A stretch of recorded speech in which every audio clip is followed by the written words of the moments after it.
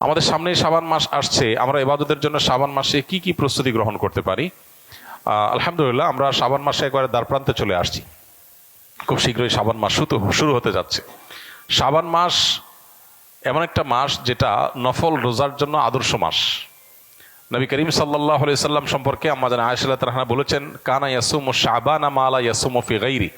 নবীজি সাল্লাল্লাহু আলাইহি সাল্লাম শাবান মাসে যত রোজা রাখতেন, অন্য কোনো মাসে এত রোজা রাখতেন না।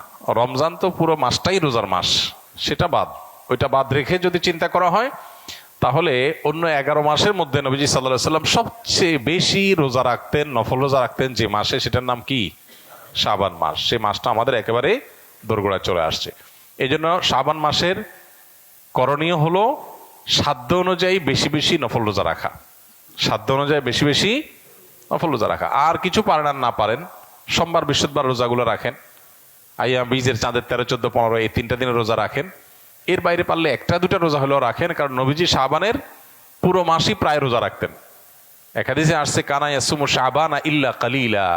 নবীজি শাবানের কয়েকটা দিন, শেষের দিনগুলো বাদে প্রায় সবগুলো দিনে রোজা রাখতেন। সেখানে আপনি 1টা 2টা রোজা হলেও রাখার চেষ্টা করেন। এটা হলো শাবান মাসের প্রধান আমল। এছাড়া বাকি রুটিন আমল যা আছে তা, অন্য নামাজে মাসে 5 ওয়াক্ত নামাজ আছে, এই মাসে 5 ওয়াক্ত নামাজ আছে, অন্য মাসে যা যা আছে এ মাসেও তা আছে। এ মাসে এক্সট্রা বলতে একটা জিনিস আছে, সেটার নাম হলো নফল রোজা বেশি বেশি রাখা। এছাড়া লাইলাতুন নিসফি মিন শাবান বা মধ্য শাবান রজনের ফজিলত, সেটাও কিছুটা সাব্যস্ত আছে। যতটুকু সাব্যস্ত আছে ততটুকু এটার গুরুত্ব আরোপ তো আমরা করবোই, কিন্তু এর বাইরে পুরো মাস ব্যাপী করার জিনিস একটাই, সেটা হলো নফল রোজা। আল্লাহ আমাদেরকে আমলের তৌফিক দান করুন।